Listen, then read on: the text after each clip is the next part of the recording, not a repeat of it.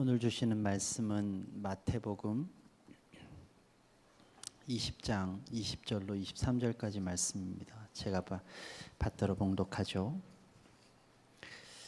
그때 세베대의 아들의 어머니가 그 아들들을 데리고 예수께 와서 절하며 무엇을 구하니 예수께서 이르시되 무엇을 원하느냐 이르시되 나의 이 두 아들을 주님의 나라에서 하나는 주의 우편에 하나는 주의 좌편에 앉게 명하소서. 예수께서 대답하여 이르시되 너희는 너희가 구하는 것을 알지 못하는도다. 내가 마시려는 잔을 너희가 마실 수 있느냐? 그들이 말하되 할 수 있나이다. 이르시되 너희가 과연 내 잔을 마시려니와 내 좌우편에 앉아 있는 것은 내가 주는 것이 아니라 내 아버지께서 누구를 위하여 예비하셨든지 그들이 얻을 것이라. 아멘. 하나님 아버지, 이 단에 세우심을 감사합니다. 어눌한 언어와 어줍지 않은 지식을 가지고 주님 이 자리에 섰지만 주님께서 이 시간에는 저의 머리서부터 발끝까지 주님의 성령으로 인쳐주셔서 오늘 나누는 말씀이 주님의 말씀 되게 하시고 나의 경험이나 나의 생각이나 나의 이념이 주님의 말씀에 앞서지 않도록 주님 허락하여 주시옵소서. 귀한 자리, 귀한 나눔들을 가질 때 주님께서 이 시간 주인이 되어 주셔서 우리 속에 시간보다 더 귀중한 것을 또 언어보다 더 귀중한 영을 부어 주시길 간절히 원하오니 주님 우리 안에 임하여 주시옵소서. 주님께 맡겨드리며 예수님의 이름으로 기도합니다. 아멘. 반갑습니다. 본래 여기 반응이 없나요? 여러분들을 되게 축복하고 싶습니다. 목요일에 평일에 이렇게 와서 예배 드린다는 게 쉽지 않은 일인데요. 하나님 앞에 작정하지 않으면 안 되는 일인데 이 자리에 있는 여러분들을 정말 축복하고 환영합니다. 특별히 여기 사역하고 있는 분들 제가 꼭 말씀을 좀 드리고 싶은데 누가 돈을 준다고 할 수 있는 일이 절대 아니잖아요. 제가 알고 있기로는 돈을 받지도 않는 걸로 제가 알고 있는데 또 어느 교회에서 막 칭찬하고 뭐 환영해주고 다른 사람이 박수를 받고 하는 그런 사역도 아닌데 아마 하다가 내가 음악이 좋아서 한 사람도 있을지도 모르겠는데 하다가 보니까 이제 그것도 지치고 힘들고 그런 시기가 벌써 지났죠. 그럼에도 불구하고 이 자리에 이렇게 서 있다고 하는 건 그 마음속에 어떤 마음의 갈등과 번민과 고민이 있다 할지라도 하나님의 은혜와 축복이라고 저는 믿습니다. 여러분이 하시는 일이 분명히 하나님께서 기뻐하시고 또 놀랍게 역사하실 줄 믿습니다. 내 눈에 보이지 않아도 하나님 하시는 일이 분명히 있으리라고 저는 생각합니다. 여러분을 축복하는 김에 내일 생일인 우리 김종민 목사님도 축복합니다. 네. 내일 바쁘죠? 네, 우리 못 만나는 걸로. 네, 오늘 이 말로 때우는 걸로 이렇게 하겠습니다. 제가 이 나비워십 관심이 되게 많은데 나비워십을 시작한다고 할 때 저는 좀 걱정이 있었습니다. 좀 사견이긴 한데요. 왜냐하면 솔직히 말해서 목요일에 찬양 집회를 저녁에 한다는 것, 교회의 도움을 받지도 않고 한다는 건 끝물이잖아요. 이미 90년대 말에 다 그 목요 찬양 집회들이 막 지나가고 이런 일들이 있었잖아요. 근데 그것들을 다 뒤로 하고 아니 이 끝물에 다 지나간 유행이 다 지나간 이 시간에 이 일을 한다는 것이 과연 이게 맞을까? 저는 제 마음속에 내심 그런 걱정과 고민들이 있었습니다. 그런데 제 마음속에 그 생각을 가진 이후에 하나님 앞에 회개한 게 있어요. 어쩌면 이것이 진짜인지도 모르겠구나. 모든 물결들이 다 지나가고 모든 사람들이 박수받고 환영받는 것이 다 지나간 이후에 그 자리에 남아서 찬양하고 열정이 다 식은 자리에서 하나님 앞에 눈물을 흘리고 더 이상은 손드는 사람이 없는 그 자리에서 내가 남아서 손들고 찬양할 수 있는 그 자리 너무나 귀하겠구나 이런 생각을 했습니다. 저는 목회하면서 이 생각을 해요. 수많은 사람들이 수없이 많이 복음에 겨워서 교회에 모이고 하나님의 자녀가 되겠다고 선언하고 하는 거 굉장히 귀하다고 저 생각하지만, 놀랍게도 하나님의 역사의 일을 하는 사람들은 한두 사람입니다. 의인 5명만 있으면 한 지역이 멸망당하지 않을 만큼 하나님은 그 5명을 찾으십니다. 저는 이 분당 지역에 수많은 교회들이 많이 있고, 한국에서 큰 교회라고 하면 다 있는 이 분당 지역에, 지금 이 만나교도 마찬가지죠. 천당 밑에 분당이라고 하는 이곳에, 그러나 여러분이 이 지역을 지키고 있다고 저는 생각합니다.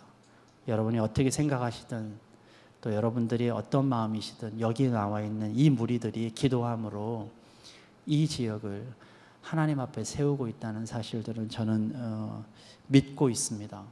그런 마음으로 여러분들하고 함께 기도하고 싶은 마음들이 전 많이 있습니다. 그런 마음을 갖고 있는 거하고는 상관없이 설교를 부탁받았을 때는 망설임이 많았어요. 우리 김 목사님도 허 목사님도 설교 너무 잘하시고, 지지난주에는 또 정 목사님도 오셔서 설교하셨다고 그러고, 저는 학위도 없는 사람이고 또 말주변도 없는 사람인데, 게다가 그것보다 더한 건 저보고 종에 대해서 얘기해 달라고, 웬만하면 좀 기쁘고 좋은 일들, 축복받는 일들 이런 거 설교해 달라고 모르겠는데, 종에 대한 이야기를 해달라고 해서 제 자체도 좀 우울하고 썰렁하고 또 그런데, 또 내용도 우울해가지고 제가 이 말씀을 어떻게 전할 수 있을까 굉장히 많이 고민을 했습니다. 그러나 그거는 하나님께 맡기고, 제 안에 있는 하나님의 음성을 여러분들하고 잠깐 좀 나누려고 합니다. 우리 신앙인들에게는요, 2가지 중요한 결정을 해야 합니다. 이것이 믿음의 전부 다일지도 몰라요. 그 한 가지는 무엇을 믿느냐고요. 또 그래서 나는 그 믿는 걸 어떻게 해서 이 땅에 실천하면서 할 것인가. 이 2가지가 믿음의 사람들에게 굉장히 중요한 문제입니다.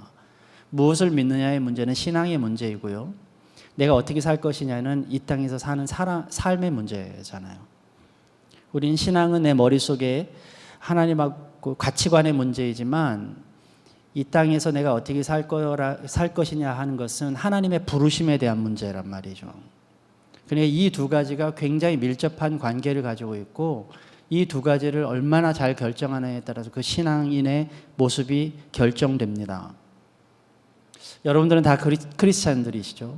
다 교회를 다니시고 또 예수를 믿는 여러분들이라고 저는 알고 있습니다.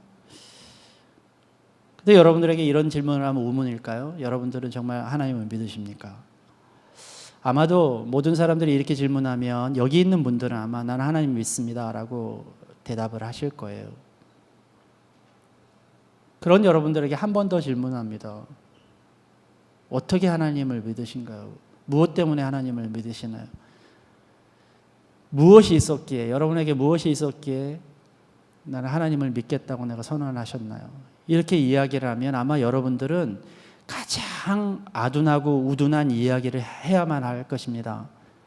어쩌면 그것이 하나님 앞에 가장 현명한 대답일지도 모릅니다. 이런 대답이죠.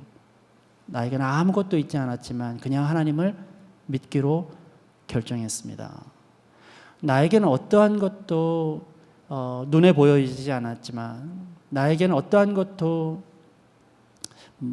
경험된 것이 아니지만, 또 내 눈에 확실하게 보여진 것이 아니지만 하나님을 믿기로 결정했습니다. 이것을 옛날 교회에 다녔던 분들은 무조건 믿었다 이렇게 얘기하는 거예요. 정말 무식하고 정말 어리석은 대답처럼 들리지만 어쩌면 이 말처럼 현명한 대답은 없는지도 모릅니다. 우리 교회에서는 2014년에 처음으로 다니엘을 읽어가면서 설교의 제목을 뜻을 정한 인생을 살아라는 이야기를 지금 하고 있어요. 우리에게 하나님 앞에 하나님을 믿는 믿음의 이 문제에 있어서 가장 하나님의 제일 원칙이 아마 있습니다. 그 원칙은 바로 뜻을 정한 인생으로 살아라는 것입니다. 아마 세상의 원칙은 확신을 가져라, 경험을 했느냐, 그것이 다른 사람들이 다 확인을 했느냐, 그리고 그 일들이 정확하냐, 많은 사람들이 그 길로 가보았느냐, 또 전례는 있느냐, 이런 얘기로 우리에게 믿음의 문제를 얘기할지 모르지만 하나님께서는 우리에게 보고 믿는 믿음을 얘기를 하지 않으셨습니다. 여러분 창세기 1장 1절의 이야기를 잘 알고 계실 것입니다. 딱 네 단어의 이야기가 나옵니다. 태초에 하나님께서 천지를 창조하셨다라고 시작합니다. 여러분 그것을 믿으십니까? 아무도 그것을 본 사람이 없습니다. 아무도 그것들을 확인할 수가 없습니다. 그러나 성경은 그것부터 시작합니다. 놀랍게도 이 천지 만물은 하나님께서 인간을 위해서 창조를 하셨다고 저희들은 믿고 있습니다. 저 같으면 제가 하나님이라면 그럴 수도 없지만 제가 하나님이라면 이렇게 창조했을 것 같아요. 여러분들을 다 만들어 놓고 지금부터 보아라. 내가 얼마나 놀라운 능력이 있는 사람인지 보여줄게. 해가 있어라 그러면 해가 있고, 물이 있어라 그러면 물이 있고, 그럼 여러분들이 와 환호하면서 막 손뼉치고 뒤집어지고 막 난리가 날 거 아닙니까? 그럼 나를 확실하게 믿고, 그래서 하나님께서는 뿌듯하게 하시고 그러실 텐데 하나님은 그렇게 만드시지 않았어요. 하나님께서 모든 만물을 다 만드신 이후에 제일 마지막으로 인간을 만드셨습니다. 그 이유가 무엇일까요? 인간은 처음부터 믿고 시작하는 것이었습니다. 그것이 하나님을 믿는 첫 번째 방법이에요. 세상 모든 사람들은 확인하라고 얘기합니다. 세상 모든 사람은 보여달라고 얘기합니다. 세상 모든 사람들은 경험하게 해달라고 이야기하지만 믿음의 사람들은 제일 먼저 뜻을 정하고 시작하는 것입니다. 다시 한번 여러분에게 묻습니다. 창세기 1장 1절의 말씀, 태초에 하나님께서 천지를 창조하셨다, 이 말씀을 여러분 믿으십니까? 그렇다면 여러분들은 이 땅에서 갖고 있는 모든 사람보다 가장 큰 은혜를 받으신 겁니다. 그 말씀이 믿어지는 은혜를 받은 거잖아요. 똑같은 말을 들었는데 다른 사람들은 믿어지지 않습니다. 똑같은 말을 듣지만 다른 사람들은 그것이 이해가 되지 않습니다.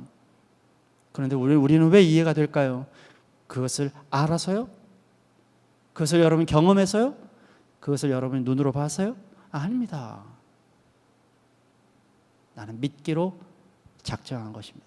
더 나아가면 하나님께서 저에게 믿도록 은혜를 주신 것입니다.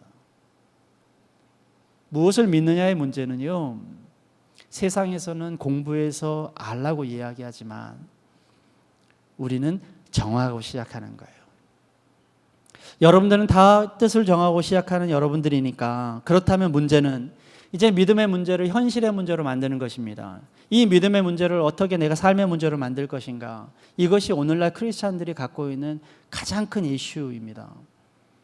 여러분들이 믿었다고 해서, 여러분들이 하나님이 내 머릿속에 있다고 해서, 하나님을 안다고 해서, 안다고 하는 문제는 경험의 문제가 아니라 믿기로 결정했다는 문제입니다.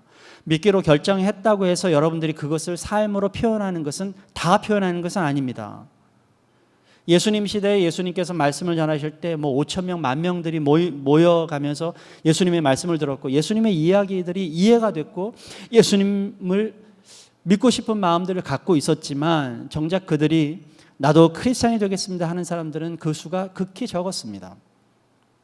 내 머릿속에는 믿고 싶고 그렇게 마음 먹겠다고 얘기를 했지만, 그렇지만 내가 크리스찬이 되겠다고 결정하는 건 쉽지 않았다는 것입니다.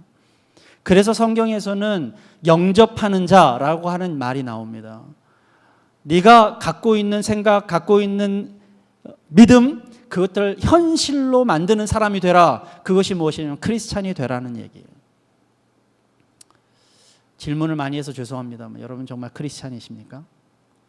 정말 내 믿음의 문제를 현실로 만드는 사람입니까? 정말 내가 이 현실을 살아가면서 하나님 앞에 내가 이렇게 살아야 되겠다라고 하는 생각들을 가지고 그것들을 뜻을 정하면서 살아가는 사람입니까? 오늘 본문의 말씀을 가만히 보면 제자였던 두 제자의 이야기가 나옵니다. 그들은 이미 제자가 되었고 그들의 머릿속에는 예수님께서 훌륭하신 분이라는 사실들을 다 알고 있습니다. 예수님을 따라다니면서 예수님의 인품이나 예수님의 말씀하신 것들이 다 동화가 됐습니다. 그 말씀이 왠지 믿어지고 그 말씀이 왠지 좋고 그 말씀을 뜻대로 살고 싶은 마음들이 다 있는 사람들입니다. 그렇게 제자가 되었습니다. 자기 인생을 버리고 자기가 갖고 있는 모든 것들을 다 버리고 예수님을 따르겠다고 하는 것은 쉬운 일이 아닙니다.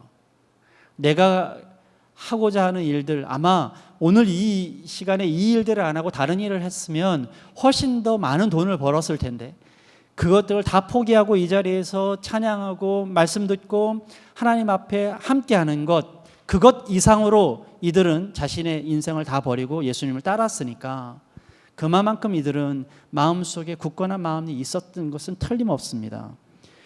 그러나 오늘 이 본문 말씀을 통해서 그들이 따라가고 있는, 그들이 머릿속으로 생각하는 예수와 그들이 삶으로 드러내려고 하는 그 삶의 태도가 얼마나 다른지를 우리에게 보여주는 본문의 말씀이라는 사실을 여러분들은 기억해야만 합니다.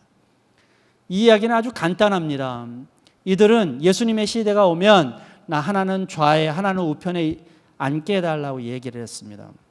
이 이야기는 다른 말로 아주 편안하게 표현하면 예수님 시대에 나는 좋은 일들을 좀 갖겠다고, 편안한 자리에 좀 놓이겠다고, 이렇게 고생했으니 고생의 보상을 좀 받겠다고 하는 얘기나 다름없습니다. 제자들이 무엇 때문에 예수님을 따랐는지에 대한 얘기가 자명하게 드러났습니다. 그렇다면 이 이야기를 여러분들에게 그대로 다시 돌려드립니다. 여러분들은 크리스찬이 된 이유가 무엇입니까? 왜 예수를 믿습니까? 그리고 사람들에게 왜 나는 예수를 믿겠노라고, 이 땅에서 크리스찬으로 살아가겠노라고 왜 여러분들은 선언하십니까?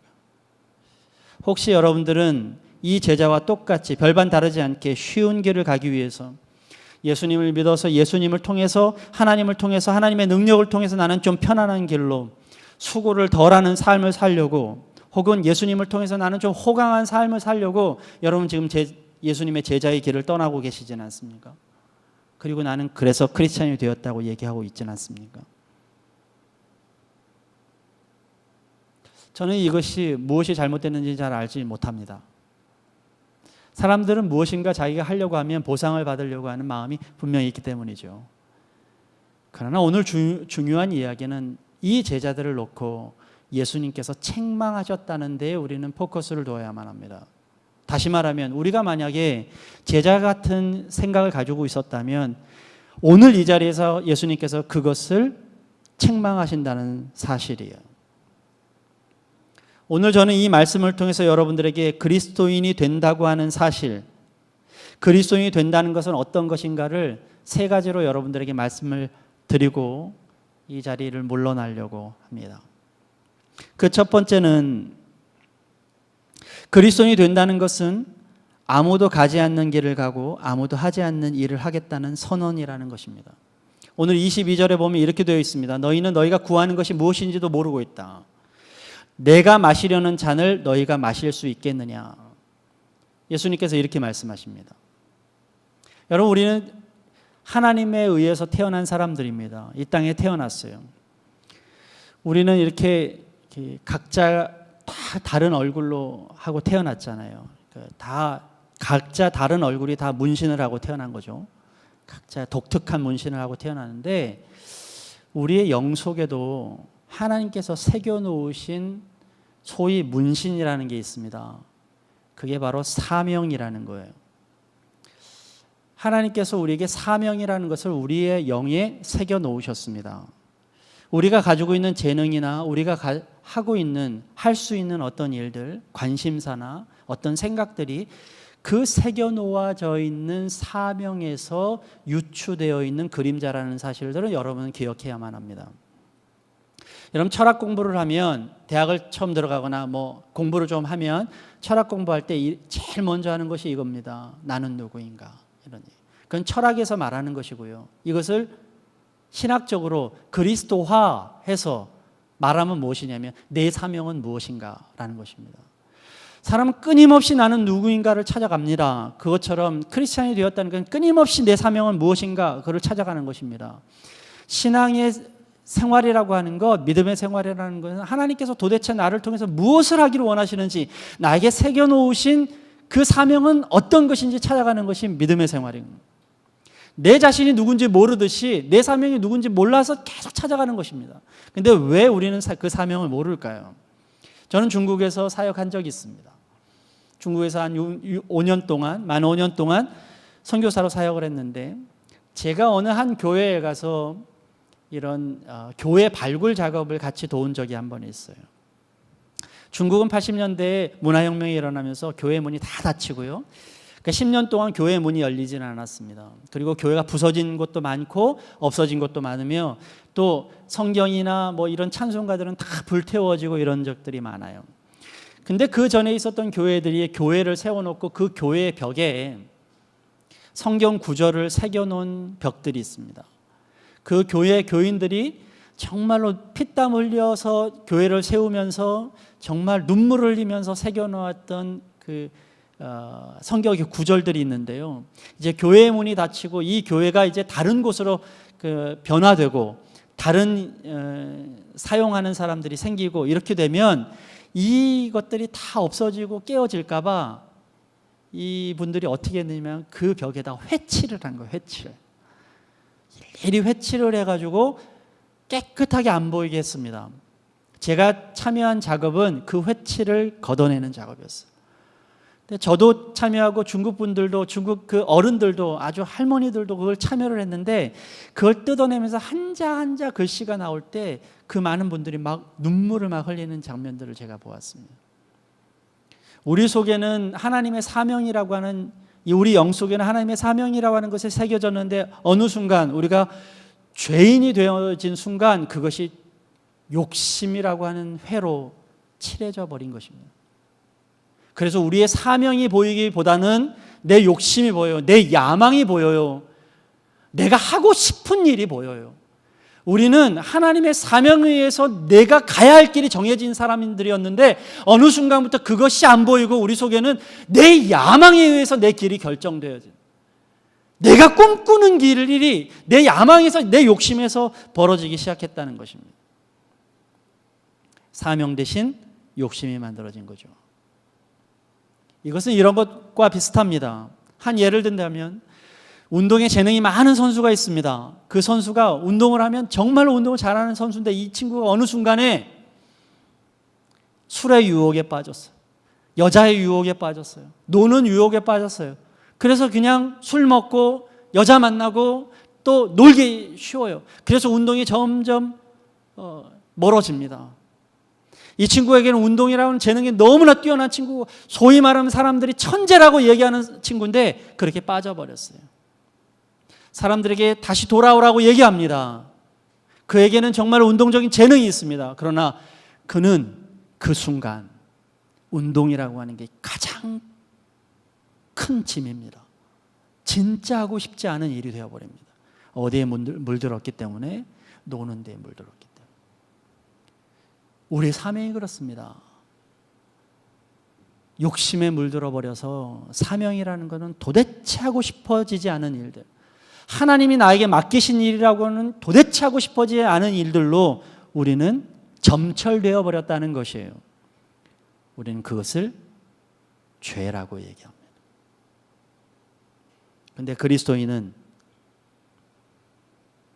그것을 하겠다고 선언하는 사람 아닙니까?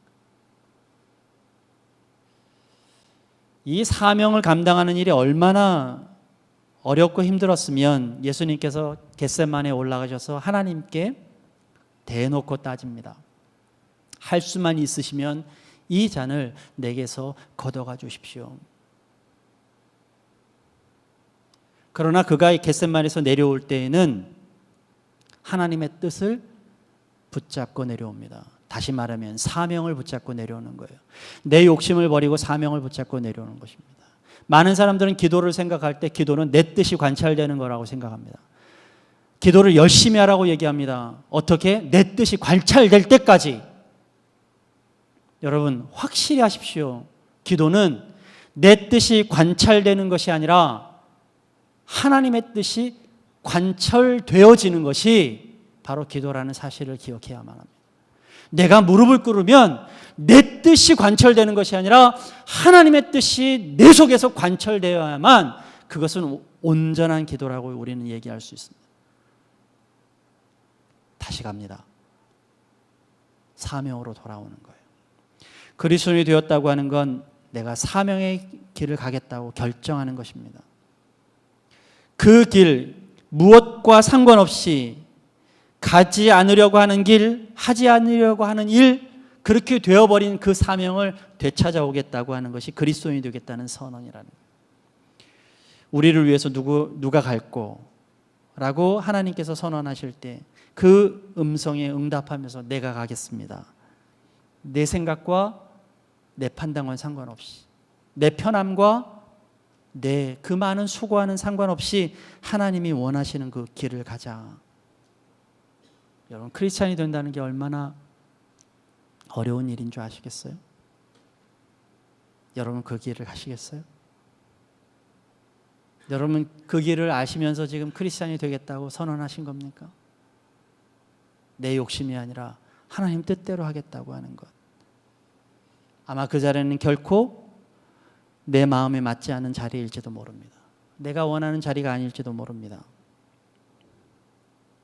그러나 오늘 하나님께서는 그것이 회복되기를 우리에게 원하십니다. 두 번째로 크리스찬이 되겠다고 하는 것은 이런 것입니다. 크리스찬이 되겠다고 하는 것은 내가 이 땅에서 마이너리티로 살아가겠다는 선언이에요. 우리는 다 머저리티가 되기를 원합니다. 주류가 되기를 원하죠. 그러나 크리스찬이 되는 순간 우리는 이 세상에서는 비주류로 살아가는 사람이 됩니다. 오늘 말씀에도 이런 말씀이 있습니다. 세상의 권세자들은 다 이렇게 권세를 부리는데 너희들은 권세를 그렇게 부려서는 안 된다고 얘기합니다.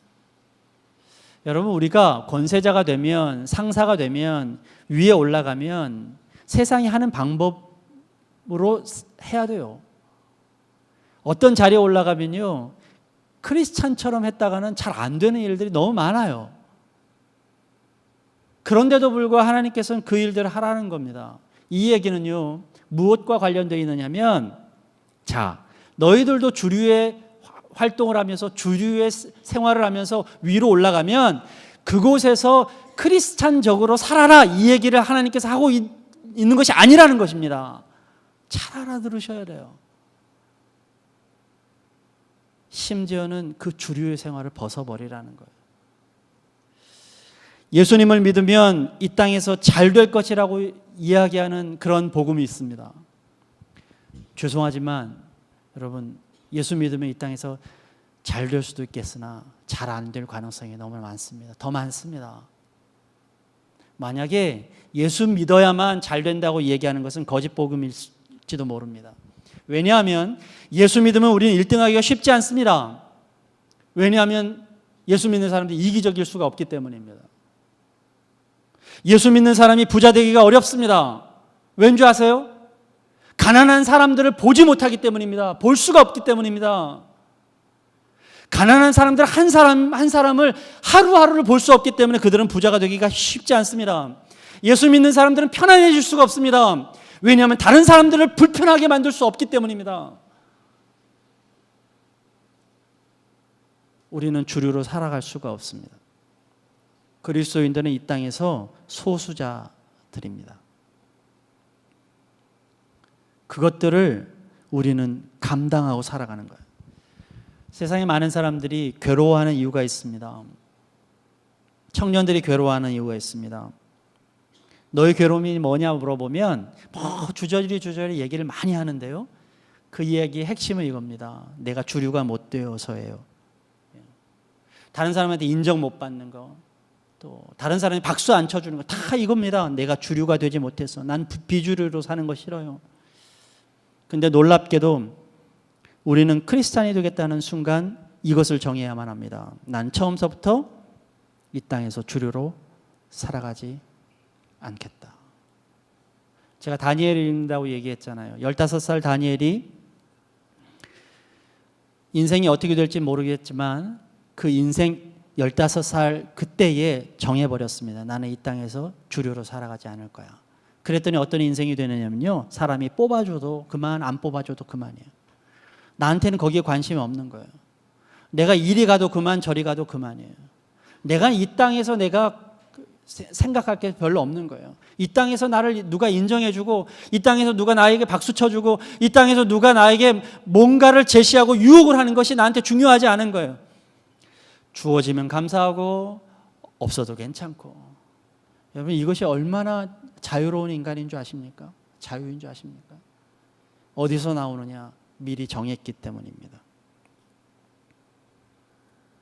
살려고 바둥바둥거리는 이 땅에서요, 크리스천들은 죽은 이후에 부활이 있다는 것을 꿈꾸는 것이 크리스찬이에요.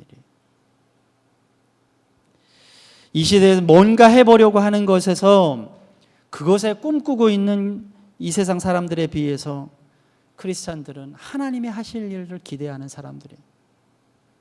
나를 놓고 하나님이 하실 일들을 기대하는.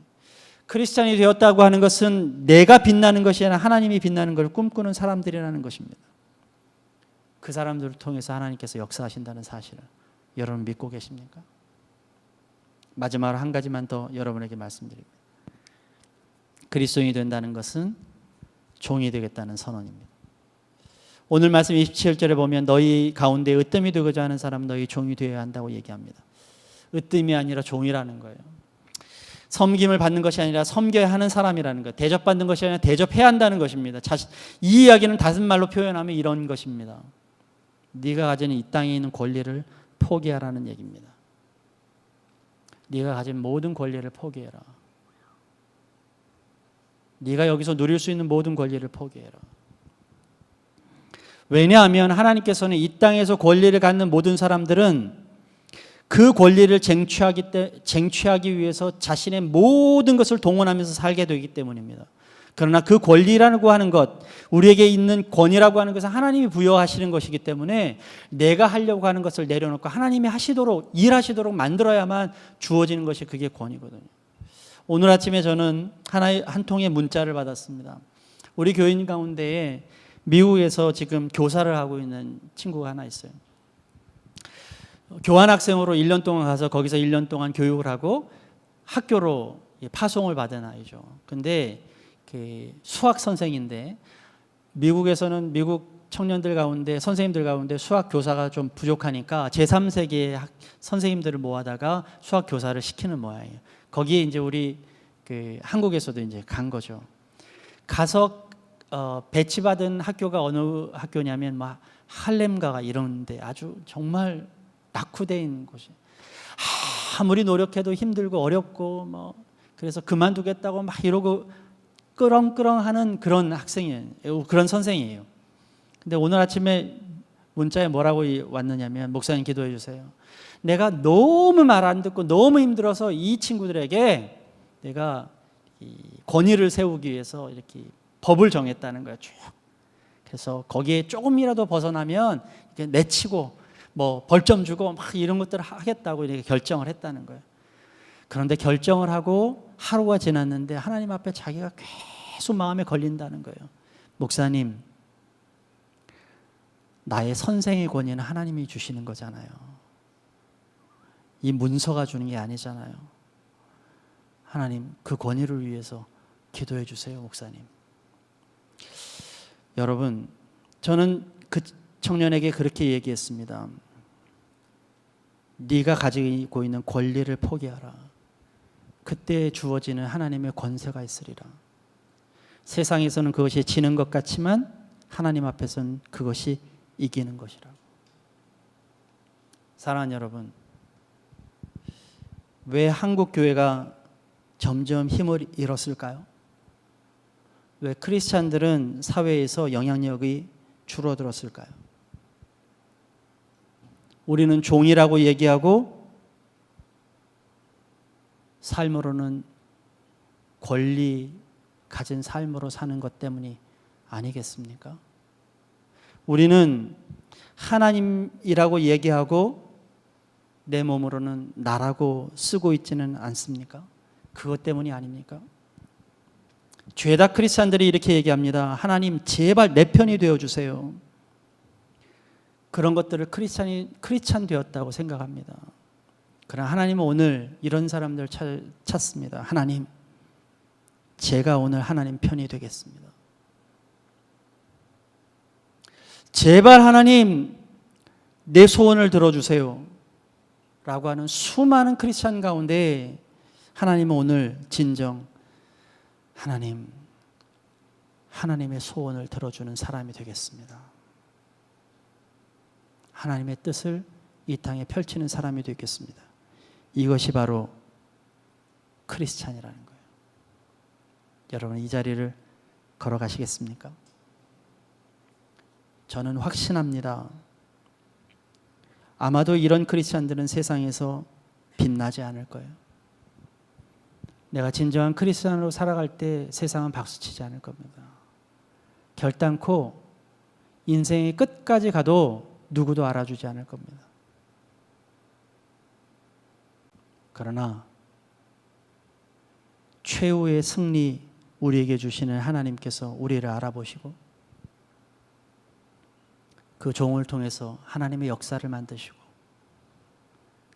그런 작은 크리스찬들을 통해서 하나님의 나라를 만드신다고 저는 확신합니다. 이 땅은 유명한 사람들에 의해서, 놀라운 사람들에 의해서 하나님 나라가 만들어지지 않습니다. 바로 작은 여러분들을 통해서 하나님 나라가 만들어집니다. 하나님은 그런 크리스찬을 찾습니다.